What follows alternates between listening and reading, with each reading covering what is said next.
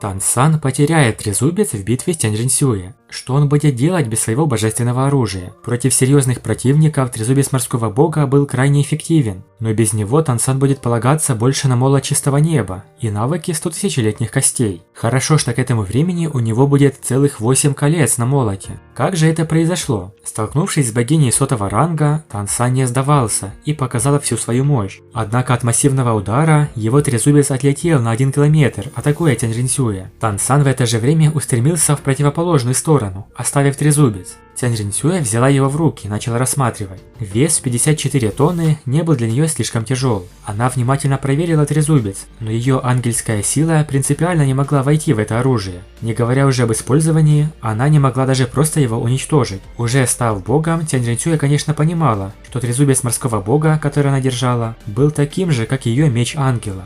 Это важные артефакты божественности. Без трезубца Тансан не мог унаследовать положение морского бога. Тяньжэньсюэ понимала, если Тансан потеряет трезубец, у него не будет шансов стать богом, и естественно, он не станет для нее настоящей угрозой в будущем. Тяньжэньсюэ никогда не отличалась мягкими манерами, но сегодня она пыталась убедить Тансана перейти на ее сторону, вместо того, чтобы сразу убить. Причина в том, что Тансан был единственным человеком, которого она высоко ценила и не хотела сразу ему вредить. 6 золотых крыльев на ее спине расправились, и она понеслась по великому звездному лесу на поиски Тансана. Скорость ее полета уже была за пределами человеческой. Она преодолела несколько километров за 1 секунду. Однако она нашла не Тансана, а огромный клубок сине-серебряной травы. Держа в руках трезубец морского бога и ангельский меч, она парила перед сине-серебряной травой, сгустившейся в форму человека.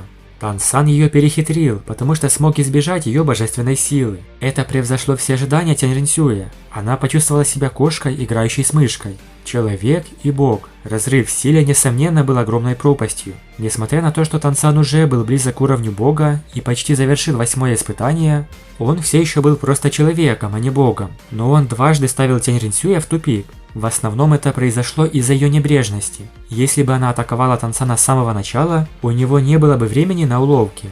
Тансан имеет преимущество в 2 областях – лес и море. Он унаследует положение морского бога и, оказавшись в море, будет обладать способностями к выживанию, которых нет у обычных людей. Безбрежный океан укроет его. Даже другому божеству было бы чрезвычайно трудно охотиться на него в море. А в лесу Тансан обладал сферой императора и мог контролировать все растения. В момент опасности Тансан спрятался в лесу и немедленно высвободил свою сферу. Благодаря навыку «Все реки впадают в море» он поглотил энергию сине-серебряной травы и вернул себе пиковое состояние. Однако Тяньжэньсюэ недолго ждала. Она вонзила трезубец морского бога в землю и мысленно обыскивала великий звездный лес своими божественными чувствами, ища следы Тансана. Ее удивление было безмерным, поскольку Тансана нигде не было. Тяньжэньсюэ сказала: «Хорошо, тогда я подожду тебя здесь и посмотрю, сможешь ли ты уйти. В лесу ты можешь укрыться, но не за его пределами». Она спрятала свой меч, переоделась в новое одеяние и села, скрестив ноги перед статуей из сине-серебряной травы. Она сидела не на земле, а парила в воздухе в 2 метрах от земли. Тансан в это время скрывался благодаря сфере, а также морскому защитному барьеру.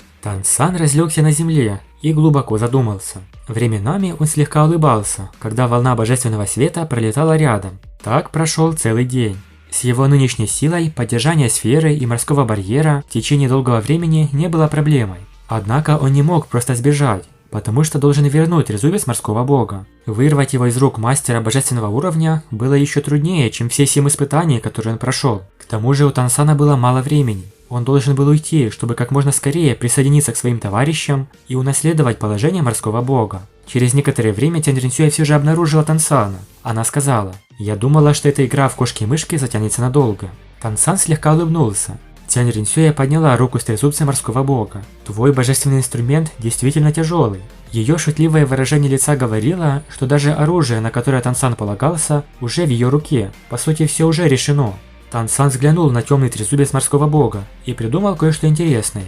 Победить Тяньжэньсюэ он не мог, поэтому предложил устроить пари. Битва без использования божественных инструментов. Ограничение по времени – 1 палочка благовоний.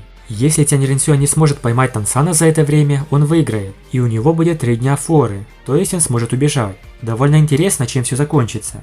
Спасибо большое за просмотр. Напишите в комментариях, как по-вашему выкрутится Тансан в этой ситуации. Подписывайтесь на канал и всем пока.